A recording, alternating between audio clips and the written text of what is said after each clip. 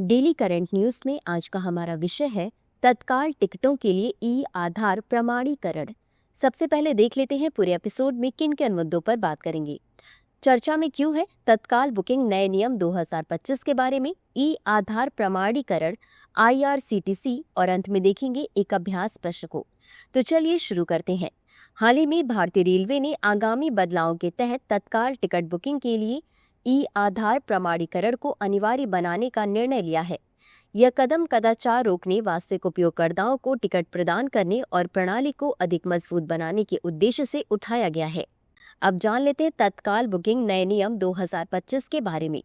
Rail मंत्री ने बताया कि जल्द ही भारतीय रेलवे तत्काल टिकट बुकिंग के लिए ई आधार प्रमाणीकरण का उपयोग शुरू करेगा।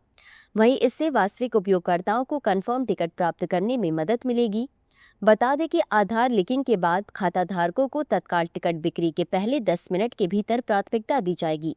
साथ ही IRCTC के अधिकृत एजेंटों को भी पहले 10 मिनट के दौरान बुकिंग की अनुमति नहीं होगी। गौरतलब है कि इससे रेलवे की टिकट बुकिंग प्रक्रिया में पारदर्शिता आएगी।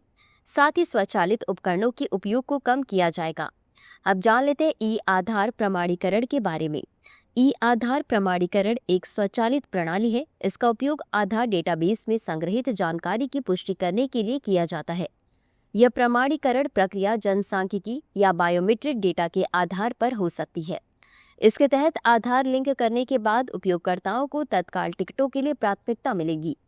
बता दें कि रेलवे ने पिछले 6 महीनों में 24 मिलियन से अधिक संदिग्ध खातों को निष्क्रिय किया है और 2 मिलियन खातों की जांच की जा रही है। अब जान लेते हैं IRCTC के बारे में। Indian railway catering and tourism corporation या IRCTC एक मिनी रत्न श्रेणी 1 केंद्रीय सार्वजनिक क्षेत्र का उद्यम है जो भारतीय रेलवे के अधीन कार्य करता है। इसकी स्थापना 1999 में की गई थी। इसका मुख्यालय नई दिल्ली में है। यह भारतीय रेलवे के ई टिकटिंग, खान-पान सेवाएं और पेयजल के प्रबंधन का जिम्मेदार है। इसी के साथ अंत में देख लेते हैं आज के अभ्यास प्रश्न को। ई आधार प्रमाणीकरण के संदर्भ में निम्नलिखित कथनों पर विचार करें। 1. ई आधार प्रमाणीकरण एक स्वचालित प्रणाली है। 2.